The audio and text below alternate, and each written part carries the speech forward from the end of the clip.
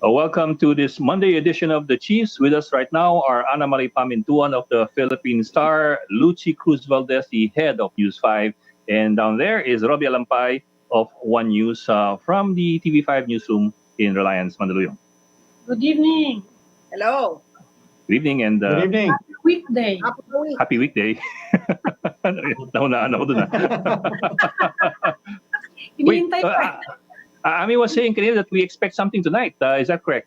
Nag-alert sa amin ng Malacanang. So, yung mga night owls sa inyo, baka sinisipag kayo. You can wait again for a possible announcement na naman. No, I think this is the weekly announcement naman from President Duterte sa Malacanang. So, iniintay namin yon. May alert kami ngayon lang. Okay, nothing naman unusual about it because it is a Monday, diba? I mean, there's nothing else we expect aside from the usual Monday report. Technically, nothing, but I just came from reporting from the big story. We take note, one of the stories that was reported is he just signed a new special law that now allows him to adjust the opening of school days. The school year in the middle of upon the recommendation of the Department of Education.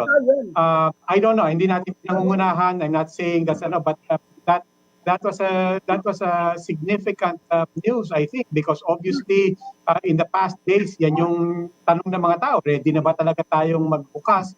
So I don't know if that adds to the context of what might be discussed, or at the very least what is still an ongoing discussion in government. Siguro, baka pinag-uusapan nila. Although as of this afternoon, ang sabi ng DepEd, tuloy pa rin daw yung August 24. Pero depende kung anong pag-usapan nila tonight. Diba? Parang yun ang urgent eh. Kasi nga, na yung enrollment halos, di ba? Yeah, marami na rin marami na. Yeah. So parang I think DepEd at this point, no, hindi natin masasabing handang-handa na sila para August 24. Lalo na yung mga LGU, di ba? So siguro baka nga yun. Kasi or it could be a sneak preview of the SONA next week. SONA, yes. Yeah. Sigurado na daw siyang pupunta doon. Sure na pupunta siya sa batasan. Kasi sigurado na yung SONA sa batasan at sigurado may magrarally rin sa labas kahit may babala kahit may babala yung gobyerno. So baka i-address niya parehong issue. Siguro. Anyway, baka. I mean, let's be honest. With all our expert analysis, one thing that's predictable with President Duterte's analysis is very unpredictable. I mean, you can throw in anything, any of the big news that happened. You can also throw in na baka Robbie, can also throw in na baka bukas pa yan. Oo nga. Bukas ng umaga. Pero late night naman ang abiso. Baka kuryente yan, baka hindi pa pala. Hindi, malaki yung reporter yan. I mean, you could throw in a lot of serious stuff also. A lot of serious stuff also to report yung mga namatay na high-profile inmates sa Philippines. You wouldn't put it past the president not to say something about something that big and that serious and that has a lot of questions surrounding it. Lalo si J. Sebastian yun, that involves Senator De Lima, one of his favorites. Diba?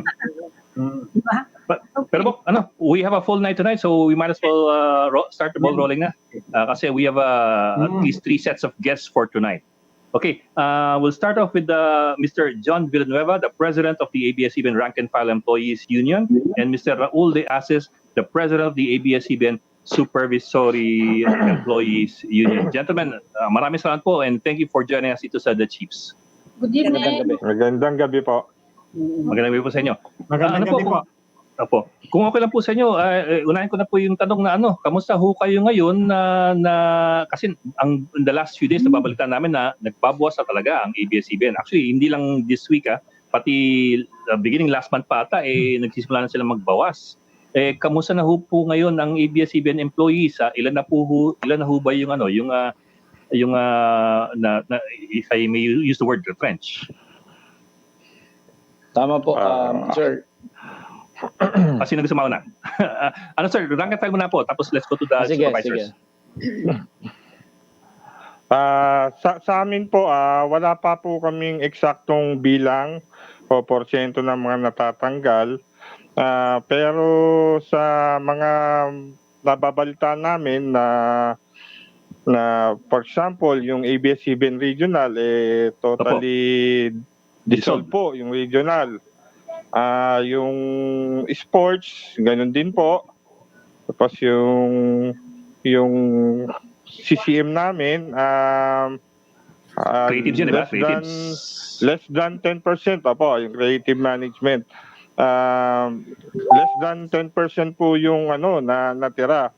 So, nakikita namin na mabigat po talaga yung epekto nung hindi pagbibigay ng prangkisa.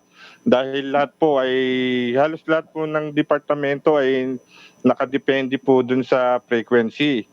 Ngayon po, sobrang down na down po ang mga manggagawa. Kasi nga po, nangyari ito sa gitna ng pandemya. Matanong lang kita. Yun po. Kasi hindi naman dito biglaan, no? Meron bang punto during the hearing, nung medyo umiinit na naisip ninyo, sumagi ba sa isip ninyo na maaari talagang mangyari ito, na i-reject yung franchise? Sa amin po, hindi ko nakikitang i-deny po nila yung franchise dahil makikita nyo naman po sa hearing, inimbitahan naman yung mga ahensyang nakasakop dito, pero lumalabas na wala po talagang violation dun sa mga regulatory agencies. At kagulat-gulat po talaga, hindi namin inaasahan na sa committee level pa lang madidinay na yung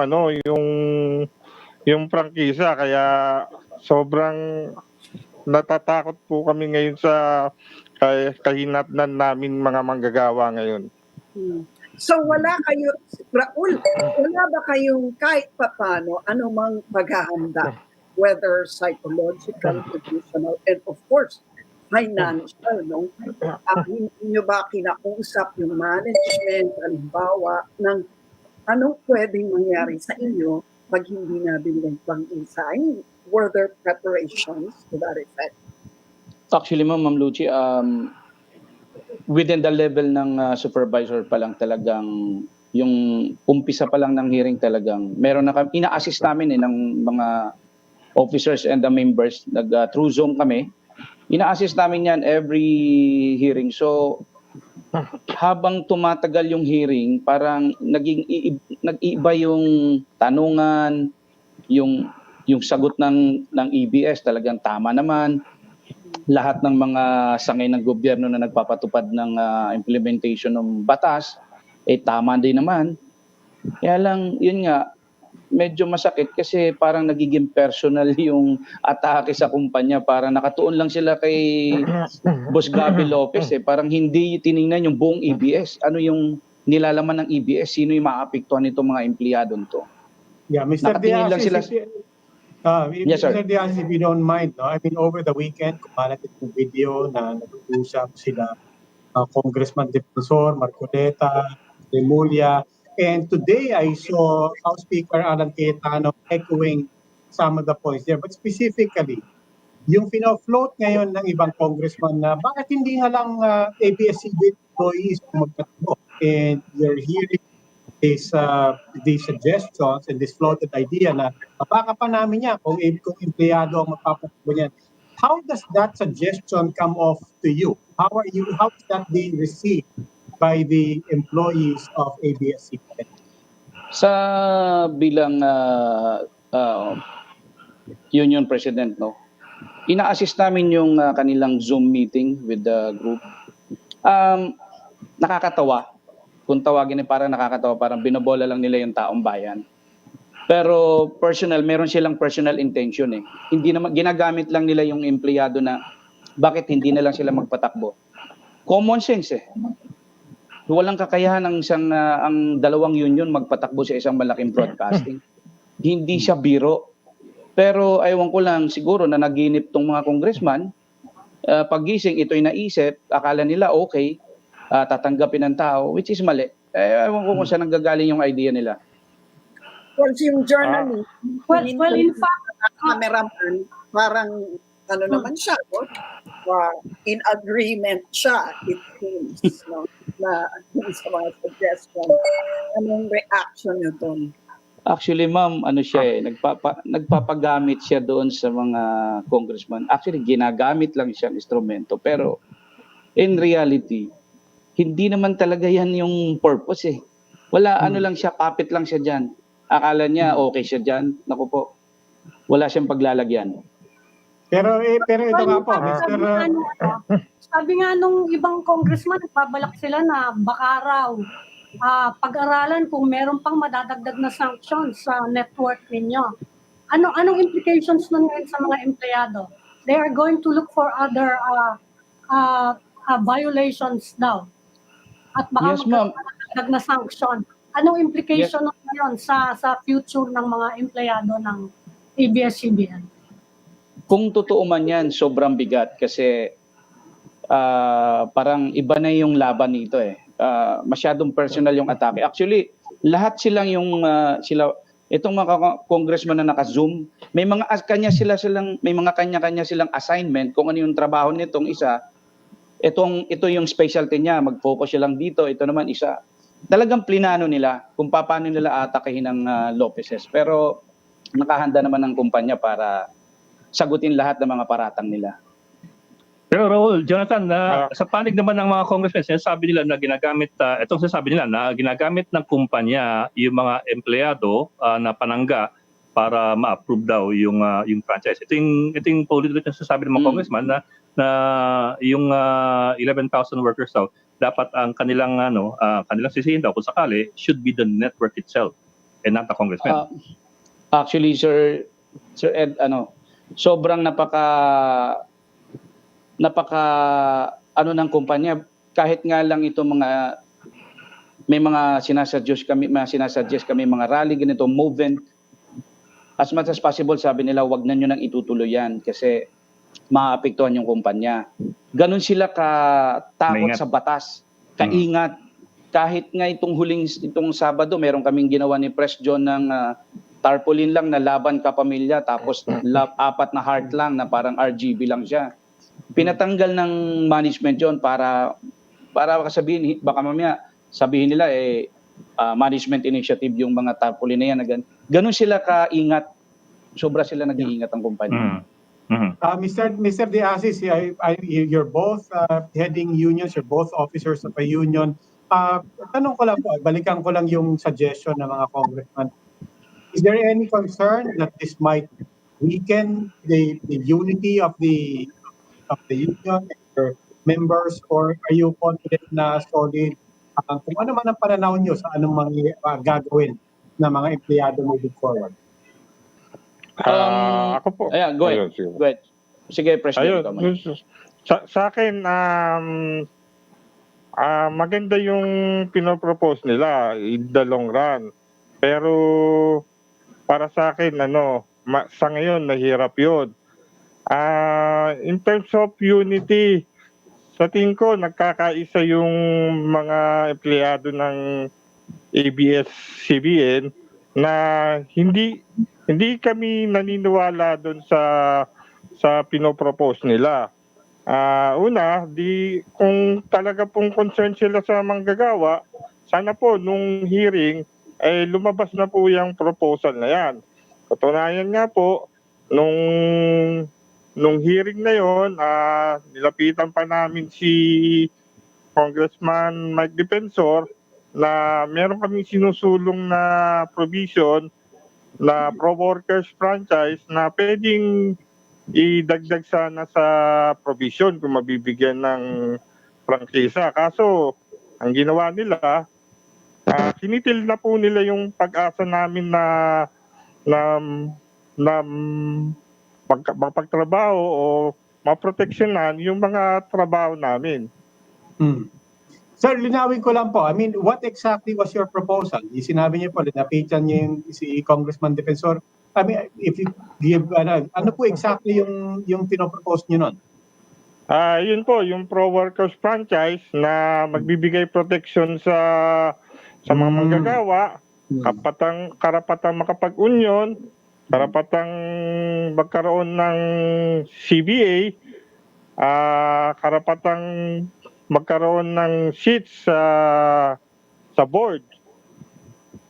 Yun po yung pro-workers franchise na sinusulong namin kasama yung Centro Labor Center. Raul, Jonathan, Yes, ma'am. ano naman ang masasabi nyo dun sa suggestion ni Congressman Villafuerte na magpalit na lang kasi ng owner? Okay ba kayo ron? I mean, kasi yun naman nilalatag nila mga alternatives, no? O, ano reaction nyo doon? Ako, ang reaction ko dyan, ma'am, parang sa akin, parang nililin lang nila yung tao eh. O yung mga empleyado, o yung mga lahat ng mga nagtatrabaho sa ABS. Kasi alam naman natin na para palitan mo isang may-ari, parang ang hirap naman para sa aming mga empleyado. Wala naman, kahit nga kami sa union, hindi din kami ganun tatayo na ganun na lang magpatakbo na isang malaking kumpanya.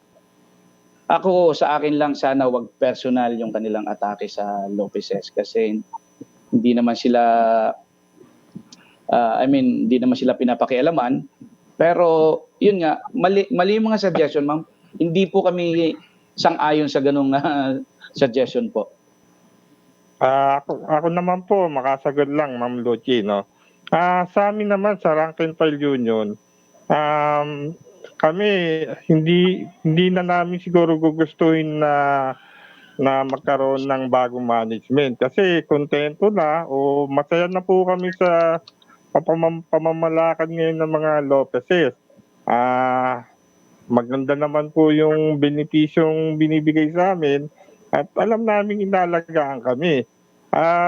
Ngayon na pagtatanto namin yung matagal naming kutob na talagang merong motibo ang gobyerno na di ko alam po kung balak ibigay sa mga kakampi kasi parang ngayon ine-echo na po ni Congressman Villafuerte yung mga pronouncement ng ating Pangulo na katunayan, di ba, sinasabi ng Pangulo na ipagbili na lang daw yung ABS-CBN. So, lumalabas sa sinasabi ni Villafuerte na parang yun yung gusto nilang mangyari.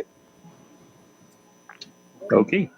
Maraming salamat po Mr. John Villanueva at Mr. Raul de Asis, ang mga pangulo ng mga labor unions sa ABS-CBN. Sir, ingat po kayo at maraming salamat for joining us tonight. Maraming salamat po. Salamat po.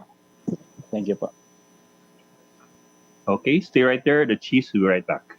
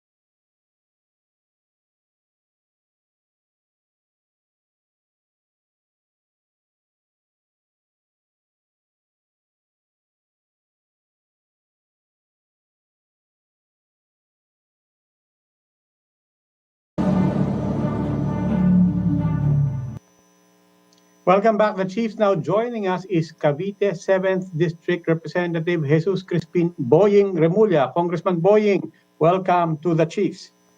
Good evening, Robbie. Maraming salamat sa inyo. Tapo, kasama po natin si Ami, si Lucy, at saka si Ed Lingao. Hi, Kong. Yes. Good evening po. Good evening.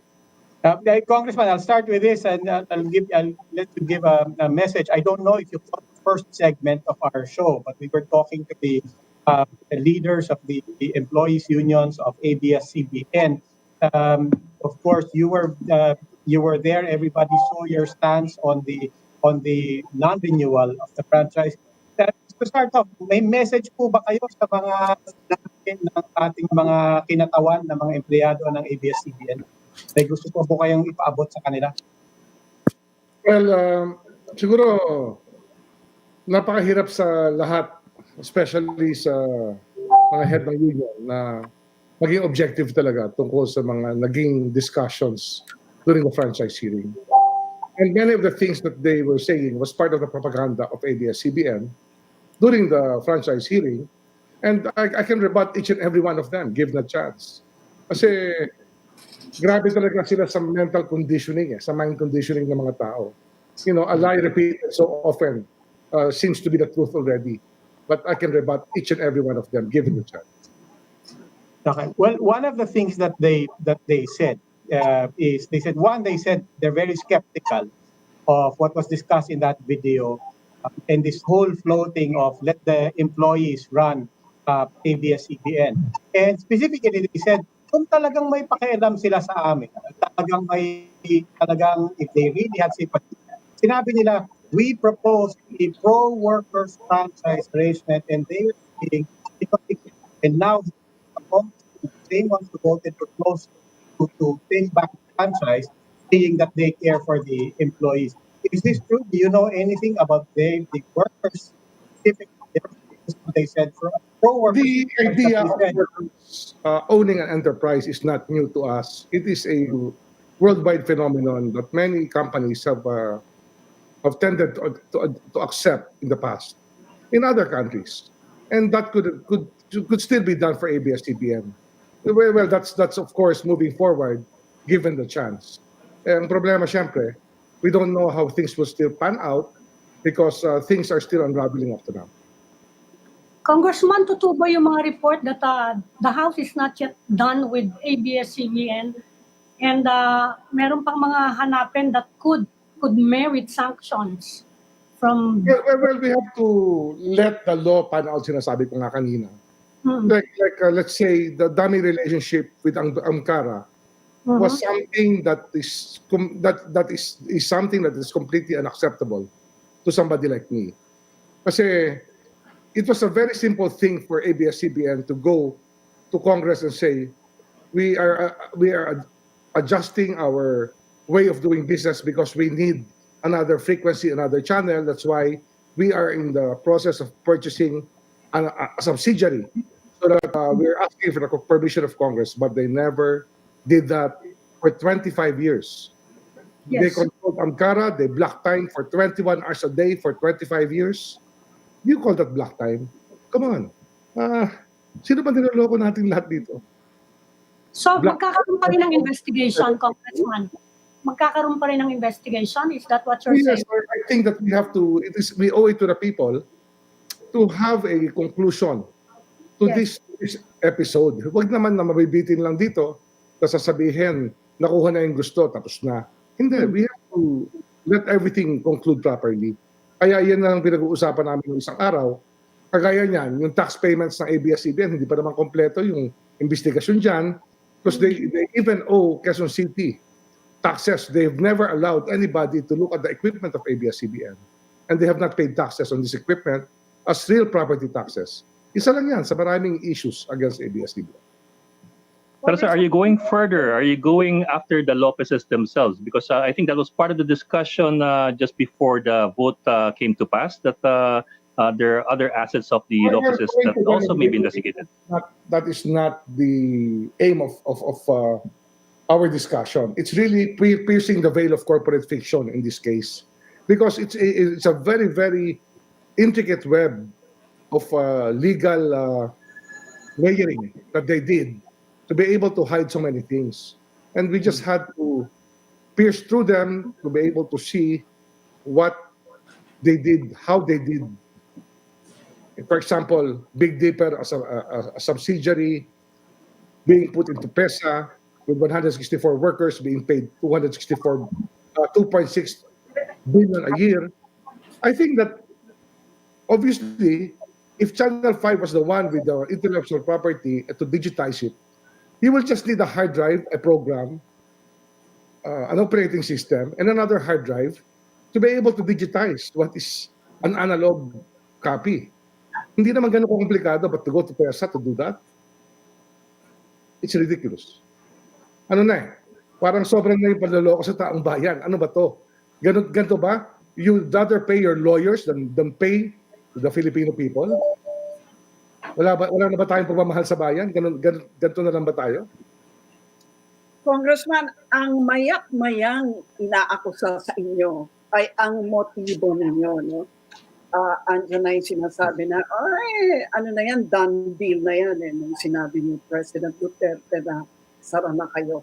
Andiyan yung, of course, yung interest ninyo na gamitin ang frequency for your own interests. At ngayon, because of your Facebook live stream, meron pang sinabi na magte-take over sa 44,000 square meter lot nila. How do you answer these suspicions? Well, alam mo, Lucy, I listened to that part of the discussion. Eh. I wasn't saying anything when that was discussed, and I just trust that Dante Marcoleta knows what he's saying. Kasi siya yung nag-aral ng issue na yan eh. I was never in on that issue, but just the same. Pag walang titulo na malinaw, pag meron juice mag-title na hawak ang ABS-CBN, na sila nag-occupy, kung meron mga question tungkol dito, it has to be answered somehow. And in the end, kung walang lumalabas na talagang rightful owner, it becomes the government's property, plain and simple. It's by operation of law. Nothing more, nothing less. I never advocated a takeover, because why do you need to take over something that really belongs to the state, if ever? Yes, sir. Sir, we understand your point. We understand your point. It was not you who was doing the talking. However, the suspicion among some people online is that bakit yung mga legislators na bumoto against the franchise are now talking about what to do with the network after they voted down the franchise. It raises some suspicions na baka plinano yun, o baka that was what the intention all along. Ed, let's not be naive here, no? If ever you want to do something with private property, you will have to go through a legal process. Nobody takes over anything just like that. Hindi ganun yun, Ed. It doesn't work that way. But how do you question the positions, Congressman, that this was a done deal, that you targeted them because President Duterte is very angry toward them and was intent on closing them down? How do you squash those suspicions? Well, you don't squash those suspicions, Lucy, because suspicions will always be suspicions in jaundiced eyes. People who already made up their minds will always say what they want to say. Let's put it this way. It's the biggest network in this country's franchise expired. And they were up for renewal, and they were seeking a renewal of the franchise. A franchise is a privilege. Hindi naman to right eh. It's a privilege. You have to prove your worth to be granted the privilege. If they fail the test, they fail the test. And throughout the hearings, we have seen so many questionable things happening. Napalabas naman lahat ng questionable things na yan. Siyempre, they squelch it by portraying one side of the story only. I'll give an example. Sabi nila, citizenship was never an issue. DOJ said, clear daw ang citizenship issue. But I asked the Undersecretary of Justice. Hindi naman Secretary of Justice, the Undersecretary was the one who appeared there. Was there ever a case involving mass media and the provision of the Constitution stating 100% Filipino ownership and control and management? He said none. So what are you driving at? Walang basis talaga yung pinag-uusapan na clear na kasi wala pang kasong fina-file tungkol dito. So, yes, sir. But doesn't that, yes, Congressman, but doesn't that precisely bring back the same questions that was raised also about you have regulatory agencies, you called all of them one by one. Give me one agency. You're raising a constitutional question, the opinion. And as far as the technical working group itself said, yes, as far as foreign ownership, dual citizenship, ownership of a media company, that is an unresolved question even with the Supreme Court. Exactly. The Congress, but isn't therefore Congress overstepping and going beyond the bounds, when you precisely recognize this is actually a matter for the Supreme Court to settle. And when it comes to all other things, these Robbie, you expect us to regulatory the agencies are there precisely and to then regulate. for the Supreme Court? No, Robbie, we won't do that. We will look at the franchise issue of citizenship as an issue of citizenship. It is up to us to decide that until the Supreme Court says otherwise. Otherwise, it's the finding of Congress that matters.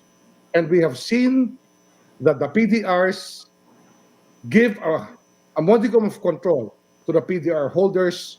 The owners of the stocks cannot even sell their shares of stock because they're already controlled by the PDR holders. Okay. The PDR holders get dividends, which they call cash settlement. No, it's dividends. It's part of ownership. Ano ba, naglolokohan ba tayo? It's an attribute of ownership. You can say that because there's no Supreme Court case yet, but while there's no Supreme Court case, it's Congress that says what the law, how the law works. Kami nagsasabi yan. Habang walang Okay, well, Are yes, you, sir. are you planning to introduce changes in the law after the denial of the franchise? And you're saying you're going to pursue more investigations. Is this headed toward any piece of legislation, or is this completely investigation? We will have to legislate also a matter about mass media ownership in this country. Yes. Let's face it, no, these PDRs as a device is very, very controversial because it gives foreigners a modicum of control over mass media. Yan ang kailangan namin i-legislate doon, sigurado ako. Okay, Kong, pag-usapan na rin natin yung freedom of the press. Oh, sure. Was one of the issues or charges actually that you heard during the hearing, no? And this is an issue that is now being raised as against you, against Congress, that this was actually a move to muzzle freedom of the press, knowing that ABS-CBN had been critical in some of the reports. Your reaction, please. It's not a press freedom issue. And press freedom is very important when there is no business interest being protected by that major organization. That's one thing I can say. But when a major organization is protecting big business behind it, no such thing as press freedom issue. But when you close them down, you're in effect closing a major... We didn't close them down, Lucy. Their franchise expired. Their franchise expired. I mean, Congressman, Congressman, I'll use this to segue back to yung video po na lumabas sa inyo ni Congressman Defensor, Congressman Marcoleta. I agree. We all agree. The franchise, the spectrum, the frequency, that's state matters, and that's a congressional matter to decide on. But when people start seeing you talking about the business of the law offices and the business of ABS-CBN, and but hindi na lang ganito yung scheme, why don't they just sell another, how is that still part of the task of congressmen? When you start talking about, how do we get back, kasi wala yung assets. If we give it to the employees, kulang pa rin sila ng gamit. Kailangan ma-figure out natin yung lupa para mag-operate. I mean, I won't even get into how sound that plan is. But just the question of why are congressmen talking about and raising these questions and discussing it amongst themselves? Robbie, we did a public Zoom. And in the public Zoom, you can speculate all you want. When you discuss with your friends, you speculate all you want. Because you look at the possibilities that are there. One of the things that is always in consideration is the jobs that are being lost. And probably that's one thing that works for us and against us. That we still care about the jobs being lost. Okay, and just sir, just explored. Okay, So do you, sir, and just you want us not to even think about ways to resolve this job problem? well, you will agree. Shut up and not even think about them and just play numb to everything. We're not numb people. Hindi kami manhid eh. Alam namin, meron talagang kahirapan na mangyayari dahil hindi na nabigyan ng prangkisa ang ABS-CBN. Pero kung yan ay magiging blackmail lang sa taong bayan, blackmail sa sistema ng gobyerno, hindi pwede yan, Robbie. It cannot work that way. Okay. Now, sir, just to clarify the context of that discussion, because that discussion did not take part in the context of you believing that you can compel the law officers to do something with their business that they don't want to do. No, we cannot do that. We cannot compel them. You have to follow a legal process if you want something done forcefully. And definitely there's no compulsion for them to follow us when we are suggesting something. But for us to take the law and file a case and try to expropriate, that's far from my mind. The farthest from my mind. It's not worth it. Did you actually find that suggestion feasible for the workers to take over? And you were talking to a cameraman, no? I mean, Yes. to a cameraman who had been let go. Lucy, you know what I'd call it? I'd call it wishful Right. thinking. Yeah. I'd call it wishful thinking. Because there are countries in the world, especially in Europe, where the workers are given the chance to run the companies themselves. Probably not in a country where oligarchs still run the show. Hindi mangyayari yan. Okay.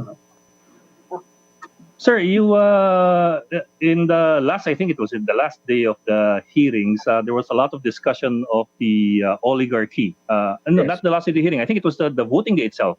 There was a long discussion oligarchy both by Mike Defensor and Speaker Cayetano. When they were speaking about the oligarchy, I think they were referring to, of course, the Lopezes. Do you see a connection between that set of oligarchs, according to those congressmen, and the oligarchs that the president was referring to when he spoke in Holo? Probably there is a relationship. Mabibilang mo naman ang oligarchs sa atin eh. The rent-seeking behavior in our country is limited to very few families. It's about mass media, water, electricity, internet, telco. That's where the oligarchs are. Real estate. Yeah, sir, what do you say to people who say that it's hard to, and it's ironic and difficult to hear congressmen talking about the country being in the hold of a few families, when Congress is a Congress of a lot of political dynasties? People are saying this is very ironic and even very hypocritical to hear congressmen talking about breaking apart the power of a few families, when congressmen control, not just in terms of dynasties, but to argue oligarchies within their own regions, within their Okay. own countries. Dynasties are voted out of office. People still choose who they want to lead them. But dynasties can always be voted out of office. But oligarchies, you have to legislate. You have to do something about the way they do business. That's one thing. Yes, but also that's true, and it's something that we do acknowledge is a key difference. You're right, sir. But the Constitution also says that we will pass that legislation for anti-dynasty laws and so on. And we all know that an anti-dynasty law still has not, any meaningful anti-dynasty law has not passed. It is true that you are voted, but in the interest of breaking up power that is held by a few families, the reality is congressmen and congresswomen have not voted against their self-interest. So what's the point? No, I'm just saying. The only point is just you're hoping to get your response, because this is, I think you will acknowledge, one of the responses of the public, the reactions of the public. It's ironic for them to hear people talking about oligarchies and a few families controlling them. When the reality is a few families, Congress is party to that. You have oligarchs within their provinces and their regions that are also part of the same political family. Robbie, ibang-iba ang oligarchy sa political dynasties. Ibang-iba yan. Oligarchies have rent-seeking behavior. Iba sila. Ang tubig, kaya nilang presyohan na mataas. Ang kuryente, pwede nilang pataasin ang presyo. Ang internet, pwede nilang pabagalin. That's how the country works. But when the oligarchies hold this, because they have no incentive to improve things, talaga hindi ulad ang Pilipinas. Sir, I think the biggest problem in the country, because the oligarchical system, the duopoly, has really defeated. There's no more competition in telecoms. That's why our internet is one of the slowest in the world. And now we cannot even do distance education to to our people because there's no inclusive growth because the poor people have no access to the internet. It's oligarchical. Is that dynastic? No, it's oligarchy. Yes, sir. But I think to Robbie's point, there is a connection because if oligarchs are rent seekers or rent seeking, well, politicians in many cases are the rent givers. They're the ones who grant these special privileges to those who seek them. And we can always be voted out. Politicians can always be voted out. But oligarchies, they stay forever. That's Yes, why sir. I agree, sir. I agree, sir. But that's in an ideal world. In the Philippine context, It can be done. it's not that easy to vote out a dynasty. It's not impossible, Luchi. It's not impossible to improve the system because moment that Congress just kowtows to the views of the oligarchs and just agrees that the oligarch is right all the time, then you have a problem in the country. It is the healthiest when lawmakers are saying the oligarchs are too much and they have to reform, they have to change. There are things that can be changed, and this is the things that we have to change. Like, let's say, we're looking at Meralco now. Tinitingnan namin ng mga kontrata ng Meralco. We're unbundling everything. We're looking at each expense matter, and we think that we can bring down the cost of electricity. We have the most expensive electricity in Asia, probably the world. Come on. We have to do our jobs. Sino pa gagawa ng hindi kami? Yeah, but I think I agree, sir. But I agree. You are the legislators, and precisely that was one of the things that people were trying to get a grasp. You have regulators as part of the executive to implement the laws and the better laws that you make. I agree. When people are complying with regulators, they expect that this is everything is above ground and transparent. In the meantime, there are loopholes and if there are gaps. You're correct, sir. That is precisely your job to improve the laws and so on. And you're precisely making the same point. Kung may makasip man, okay naman because we can improve the law. But this is not what happened with ABS-CBN. Yeah, but when you talk about regulators, you called all the regulators. About regulatory capture, the NTC, the commissioner has been there for the past 12 years. He has slept with everybody already. Lahat naging kaibigan niya na. SEC, it's not a very well-funded agency, and they put blinders on themselves. Like, example sa inyo yung PDR. Did they even bother to check if foreigners were buying the PDRs? Yes, but sir, they explained the PDRs. They explained the PDRs. They said that it is the SEC that monitors the rules for the issues of PDRs. But it was asked, can you monitor? No, that's up to the self-regulating bodies like the PSE. I mean, they explained that the limits of what they could do with regards to. In the meantime, as far as they were concerned, it just keeps going back to the bottom line that that's why industry and we can certify that they are in compliance. That's why there is such a thing as congressional oversight. Pag sumobra na tala, nagtuturoan na yung regulators. We have to step in. Who else will step in? Executive na nga yan eh. The judiciary will not step in unless there's a justiciable controversy. That's why we have to step in. That's congressional oversight. And you will pass remedial legislation. That's what you're saying. Yes, we will pass the media legislation. That's why we have to continue talking. And we're even making our Zoom public because we have nothing to hide. Okay. Okay? Okay. Maraming salamat po sa inyo. Congressman Remulla, unfortunately, we've run out of time. We Yes. really enjoyed and we appreciated your time, sir. Thank you for Maraming joining salamat. us. Maraming salamat. Thank you. Thank you, sir. Okay. Please stay right there. The chiefs will be right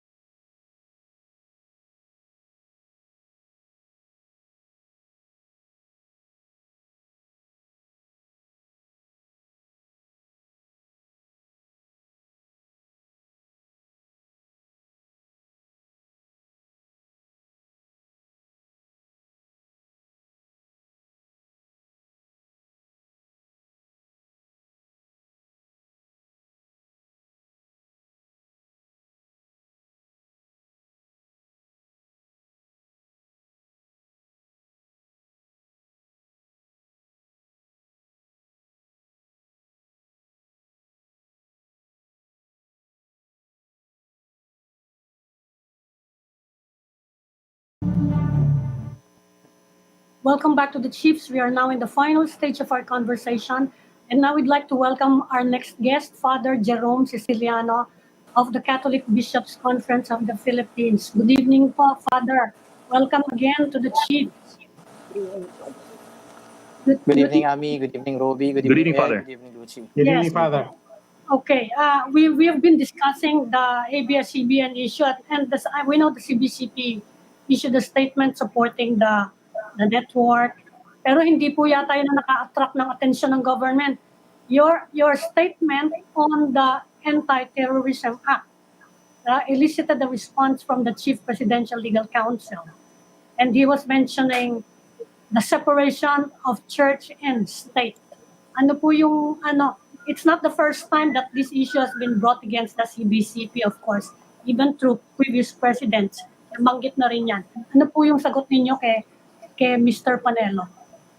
Well, any law freshman, including all those who study, all the in the media, those educated enough, know very well that that separation of church and state doesn't mean that the church cannot anymore say things regarding what's happening in our society.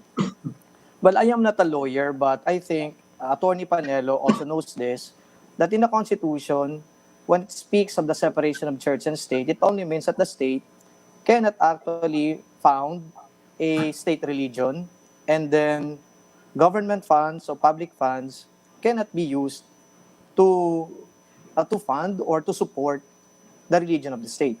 So that is very clear in the Constitution. So I just don't know why they keep on harping about this, trying to discredit the Catholic Church when it speaks on socio-political issues or when it speaks on issues that actually affect the people. Well, I think masyado ng gasgas yung ganong issue. Ano? So hindi ko alam kung bakit ganon ang sinasabi ni Attorney Panelo na napaka-elementary naman ng ibig sabihin ng separation of church and state. Kumusta po yung ministry ninyo ngayon? I mean, has it improved during the pandemic na ganyan nga, nahihirapan na nga magmisa, nagkakaroon pa ng conflict with the government, and we have all these social problems coming up, and I'm sure people want to reach out more to the Catholic Church. Ano po yung nagagawa natin ngayon? Well, the only difference now and before, we continue to celebrate the Mass, but then people were not actually present in the church. Now that the IATF decided that 10% of the church's capacity may attend, so at least there were a few people attending our Masses now. But during the height of the COVID-19 onslaught, and we experienced that many people are actually attending our Masses through Facebook Live and in the television. Also, we have it on the radio. So I think when we had it in the digital platform, we got so many people attending our celebrations. So compared to the physical presence of the people, it's quite limited. Now, even those from other countries, they can actually attend to our Masses. So I think when it comes to awareness of what the church is doing, well, the people are very much aware that we continue with our liturgical celebration, and at the same time, at the height of this COVID-19 pandemic, the church is also very much involved in charitable works.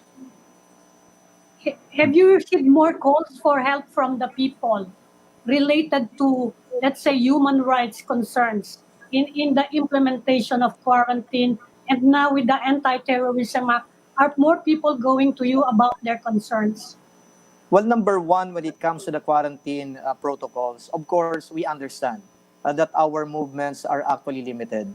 But when it comes to legislation, for example, this Anti-Terror Act of 2020, we have concerns, and according to the expectation of the Catholic Bishops' Conference of the Philippines, the bishops are alarmed about what's happening. And if you will notice in that pastoral exhortation, the bishops mentioned so many issues. So these are intervening issues. These are events that happened one after the other. It dates back, or dated back to the time of the ascension of President Duterte to the presidency. So I think the bishops right now who were silent in a while, for quite a while, now notice that somehow there are events that are happening that may actually affect that so-called fundamental rights of the people.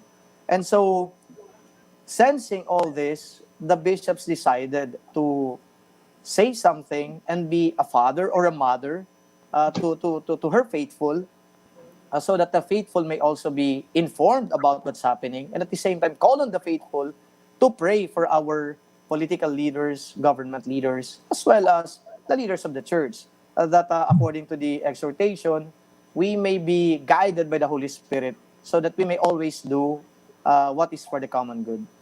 Pero Father, Father, tell me if I'm yung quotation ninyo, no, na yung sinabi ninyo na if the church does not anymore speak about these matters and there are wrongs being committed left and right, then we cease to exist as a church. It's not just a call for prayer, no, it's a call for actually speaking out, it seems, against the government. Is this something that you are now encouraging the faithful to do?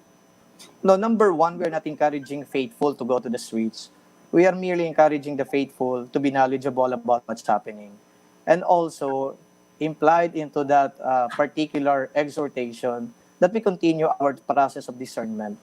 So we need to be together in order to reflect, in order to study.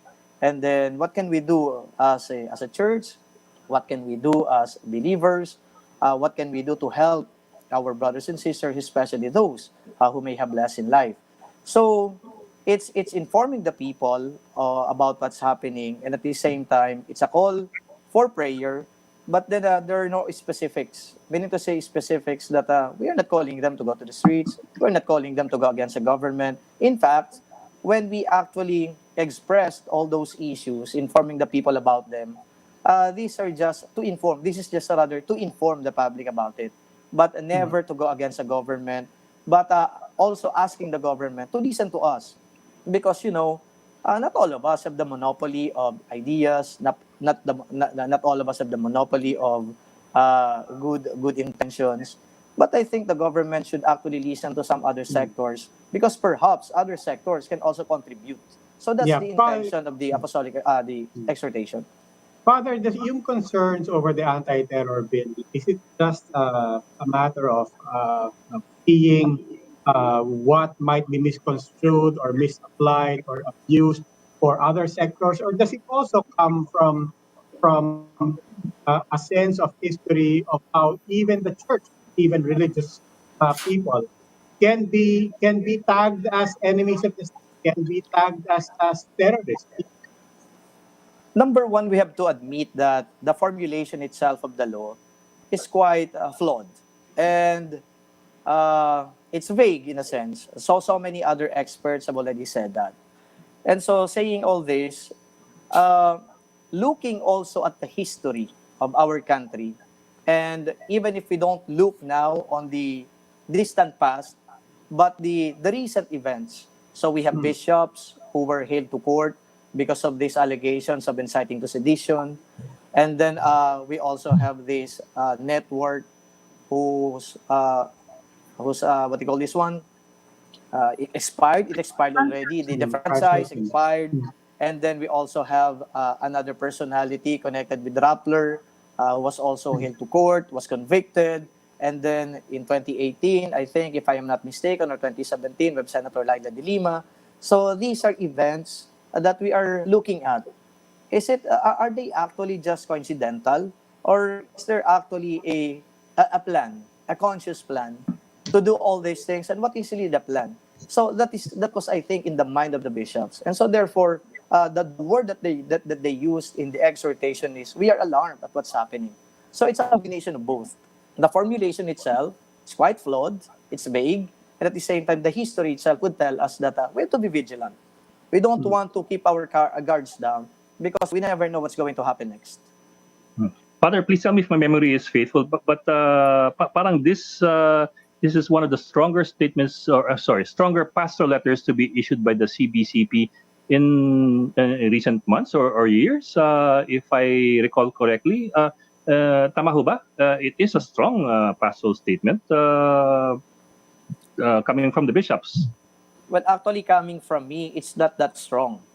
It's actually enumerating all these events that are happening, and then, of course, calling on our national government leaders to listen to us, to consider our suggestions, and then also calling on our faithful to pray. I think the most controversial o medyo strong statement or pastoral exhortation that the bishop did was maybe 2 years ago when it said that there is a reign of terror in the time of the presidency of President Duterte.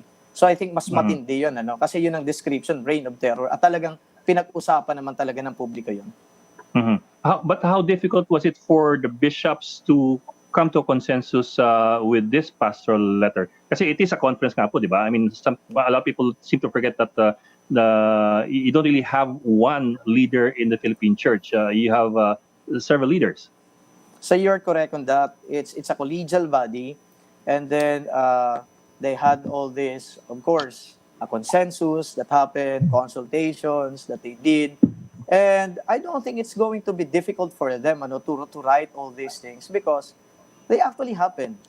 The imprisonment of Laila de Lima, the cases filed against some of the bishops, and then of course the closure of ABS-CBN, and then Maria Resa's conviction, and then this thing about Anti-Terror Act of 2020. So I don't think it's going to be difficult for them. It's just narrating all these events that transpired, and then calling on the people to be together, let us be united.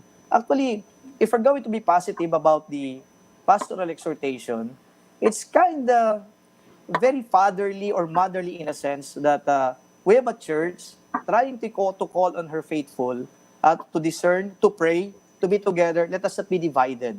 So let us continue to support whatever good that's happening, but also let's try to be vigilant and do something if there are evils already that are happening. Okay. Father Jerome Secillano of the Catholic Bishops' Conference of the Philippines. Maraming salamat po, Father, for joining us tonight. Thank you, Salamat Father. po. Okay po. And that will be all for this special edition of the Chiefs. We hope what was discussed here will keep the conversation going. I'm Edlinga of One News. I'm Mami Pamintuan of the Philippine Star. I'm Lucy Cruz Valdez of News 5. I'm Robbie Alampay, and we are One News.